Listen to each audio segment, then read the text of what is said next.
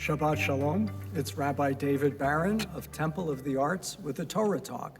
I hope you enjoy these weekly inspirationals look into the Torah and its meaning for us in our daily lives.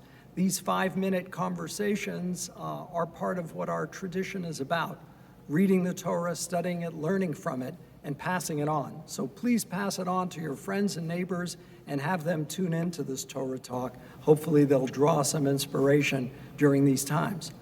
I'd like to say that we are emerging from these times. I'm excited to say that a number of bar mitzvahs that were postponed have now been rescheduled, that a number of weddings are being booked. So we're emerging from this terrible COVID time of restriction. And in our congregation, we're so excited that we're holding a second night Passover Seder like we did every year. We'll be holding it this year. We couldn't last year at the Four Seasons Hotel, and we hope you can join us. Look in your mail for an evite to our temple second night of Passover Seder dinner. It'll be somewhat restricted in terms of the number of people who can attend, so get your reservation in, and of course it'll be COVID compliant, so please join us. This week, the Torah reading is the beginning of the third of the 5 books of Moses, the Book of Vayikra of Leviticus, also known as Torah Kohanim, the laws of the priesthood. And it relates to the many sacrifices that were offered in the ancient temple in the wandering in the wilderness, the Mishkan, the sanctuary, but also eventually in the temple in Jerusalem. And this idea of sacrifice is people bringing the best of what they had. As farmers and as shepherds, they bring the first of their flock or their first fruits as an offering to God. With the destruction of the Holy Temple by the Romans, we replaced sacrifices with sacrifices of the heart, with prayers and meditations and expressions and affirmations of our faith, because we could no longer offer animals. And the rabbis in the commentaries say, if the sacrificial services were ever to be restored, they'd all be done away with except for one offering, not the sin offering, not the guilt offering, the thanks offering. To be able to be thankful for the blessings we have is so essential to human conduct and to spirituality.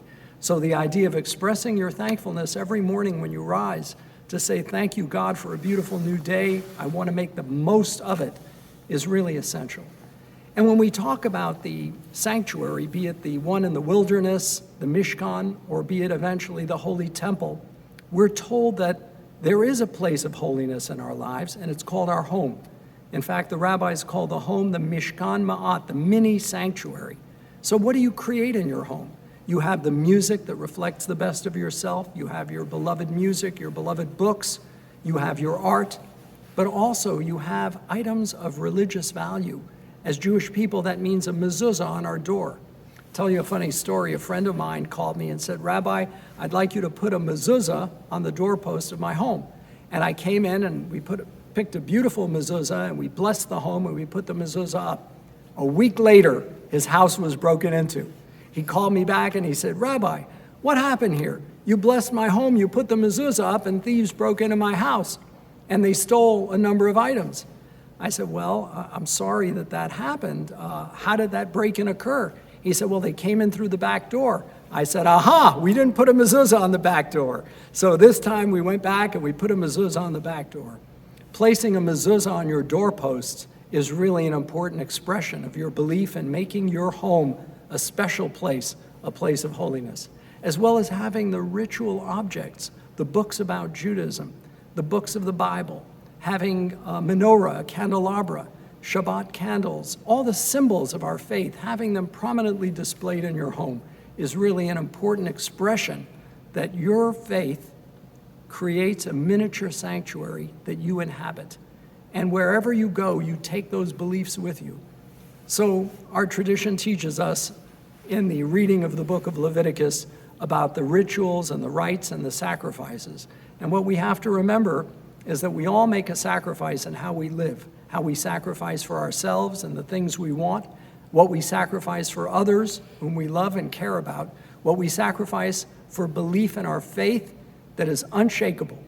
And these are all elements that we take from this book, this important and precious book, the third of the 5 books of Moses, the Book of Vayikra of Leviticus. I hope you take it with you, and I hope you implement all these rituals in your home and live with them, and that they imbue you with a sense of holiness. Shabbat Shalom.